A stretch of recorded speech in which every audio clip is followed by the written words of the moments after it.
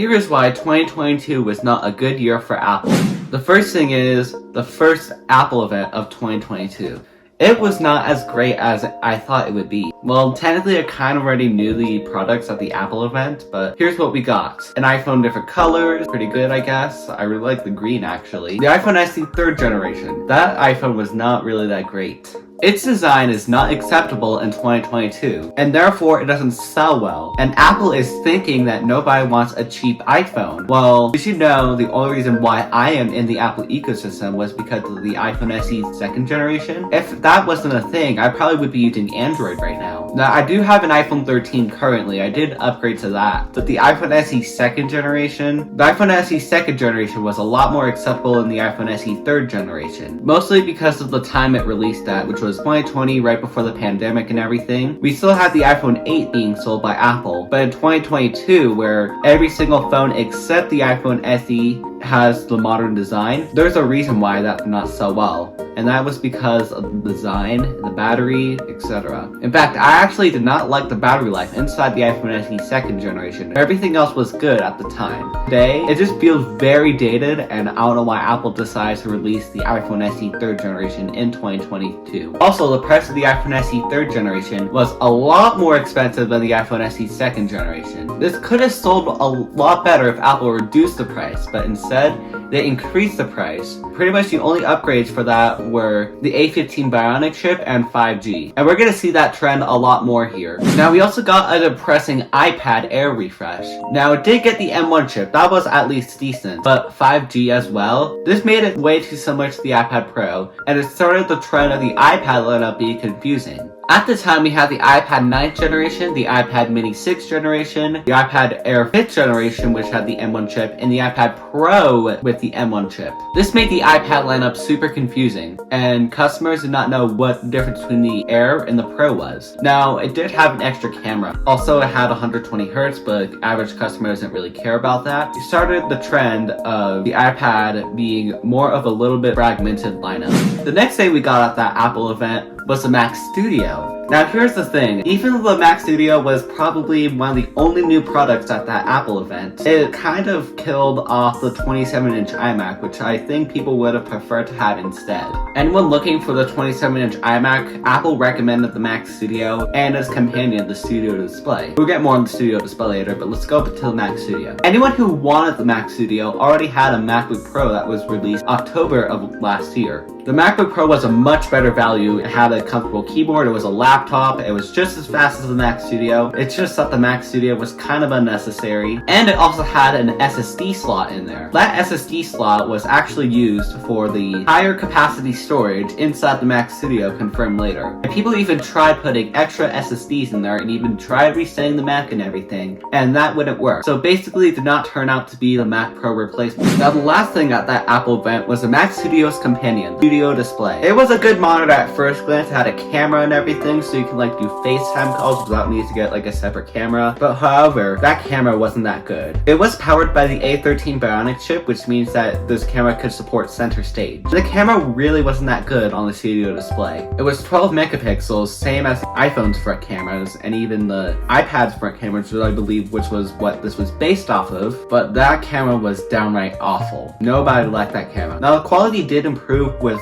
Studio Display OS 15.5, which by the way, it is based off of iOS software, kind of funny. And we also had the problem with Studio Display not being able to detach its power cord from the monitor. Now even my monitor, it was like only $100 and I can detach my power cord easily. Yeah, you see, that's my monitor's power cord right there. But the $1,000 Studio Display could not do that. I'll plug this back in right now since I kind of need this monitor. And the price is the other thing. You could get a base level iMac that ran macOS on it, even had a better camera on it. I know it did not have center stage, but still, it had a better camera on it. Ran macOS, you could run video editing apps on it, all for just $12.99, which was a couple dollars lower than the Studio Display. Now, if Apple would price this at around $600, that would probably be a lot more reasonable. Now, I'm not sure how much the Studio Display costs to manufacture, but it is not a great deal. I would much rather get an iMac and then just AirPlay to it all the time. Now we're moving on to June of 2022, where we saw WWDC. At WWDC, we saw iOS 16, iPadOS 16, macOS 13, you know what I mean. And those came a lot of brand new features. The first feature is called Stage Manager, which even though Apple opened it up to a couple more iPads, my iPad released in 2021 still does not have it. Yet it proves compatible since a lot of older MacBooks can get Stage Manager and it works perfectly fine, while this is a lot faster than those MacBooks. And it even proved compatible with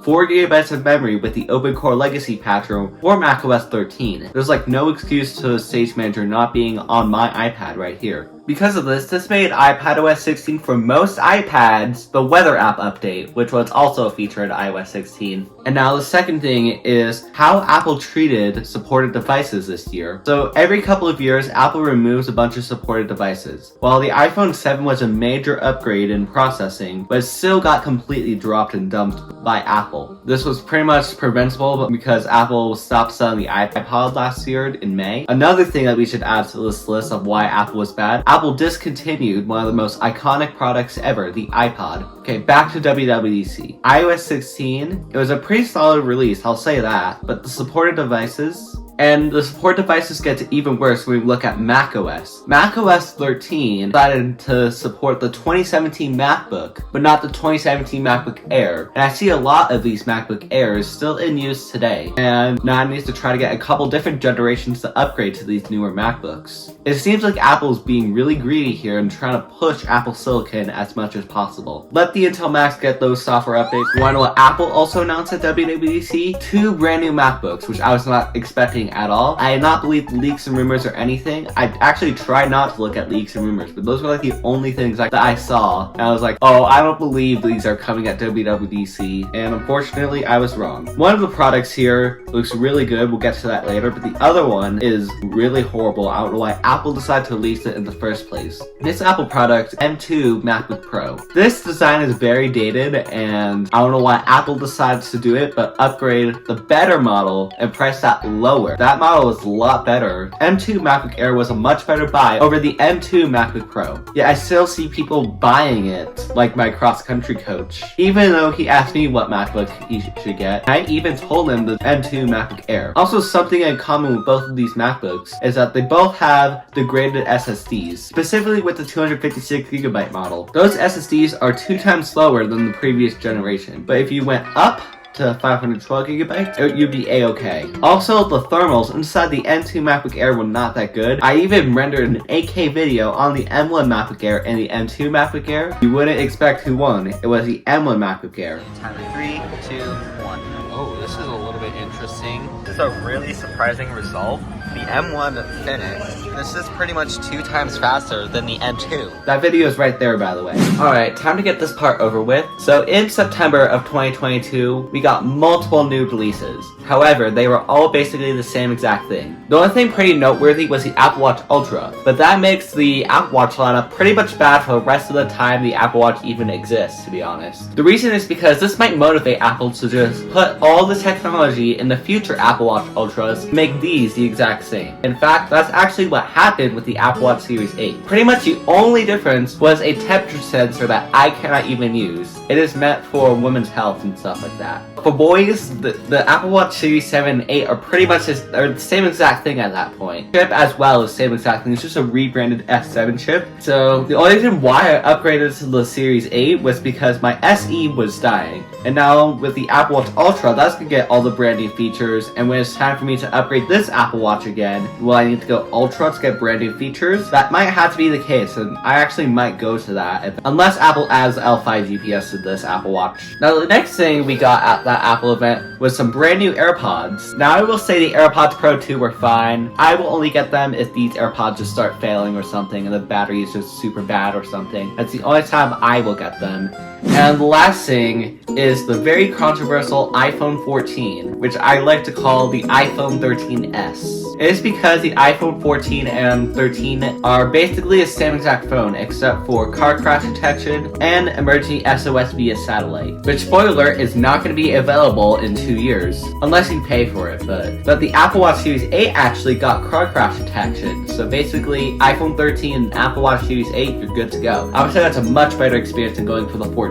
In fact, I was honestly actually expecting Apple to ditch the iPhone 13 when the leaks came out, but that did not end up happening, so I've actually been recommending the 13 more than the 14, and getting an Apple Watch SE if you wanted to do that. That's personally what I would go for, to be honest, because the SE also has the car crash detection, so you're still getting an iPhone 14 for the 13, and yeah, pretty much not missing out, unless you go for the Pro, which pretty much the only thing you're missing out on is the dynamic island. The A16 Bionic chip is not a huge jump in performance. I would have preferred if Apple put the A16 Bionic inside the iPhone 14 regular model, and then I would be recommending the iPhone 14. It would be significant enough.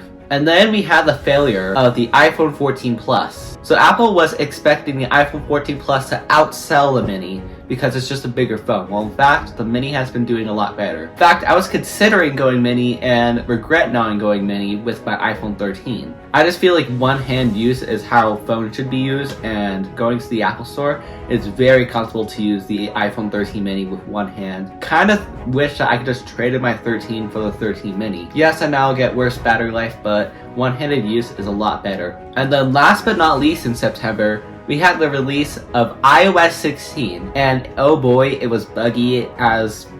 So yes, we got the brand new lock screens and stuff like that, but a lot of people have been experiencing issues. In fact, my friend asked if they could have me downgrade their phone and not lose any data, but I couldn't. But luckily, iOS 16.1 was around the corner and that fixed the issue for them. But iOS 16.2 is pretty smooth. I have not been experiencing any issues whatsoever, and I'm not even on the beta program right now. I'm waiting until Apple gets back in and releases beta 2, because I don't want anything bad to happen to my devices. Now let's move on to October. We unfortunately did not get an Apple event in October. Everyone was wanting an Apple event, but we got very depressing news that it was just going to be a series of press releases. I honestly would have preferred the Apple event since I would have known when the products released. I was doing some pre-ACT testing when the new Apple products came out, so I could not see the new Apple products right when they came out. But unfortunately, we did not get a new Mac this year. In fact, this is the first time in 20 years that we have not gotten a new Mac in the fourth quarter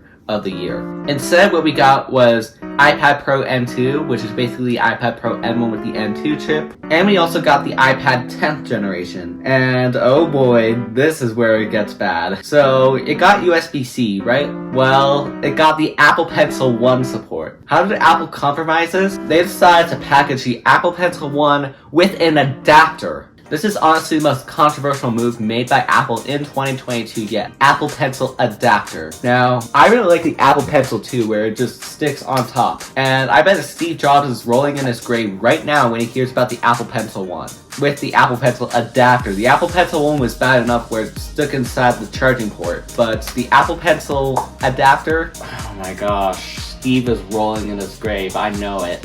And not to mention that iPadOS 16, when that released, it was buggy. It even got delayed to try to fix all these bugs, and just for the iPad weather update for most iPads. I guess most of these resources were reprogrammed in a way for Stage Manager for the iPads that did support it, but that was honestly not a worthy enough upgrade for iPadOS 16. It should have just been iPadOS 15. Even with Stage Manager, I don't think it would have been a big enough upgrade, to be honest. And macOS even shipped with one bug as well, and I still experience this even in version 13.1, where if you open up the clock, set an alarm, sometimes if you have your Mac on sleep mode, it will not play. This also applies to timers as well. So just don't set an alarm right now if you want to wake up with your Mac. But hopefully that gets fixed in 13.2, but I kind of doubt it at this point. I think we're going to need to wait for macOS 14 to like reprogram the entire clock app or something. Now I hope everyone has a great new year, great 2023. I just want to go over why 2022 was by far the worst year at Apple yet. I hope they can improve all their strategies and everything like that, and I hope that you can subscribe this year. Thanks for watching, comment, like, subscribe, search with your friends, and I'll see you in my next video. Happy New Year!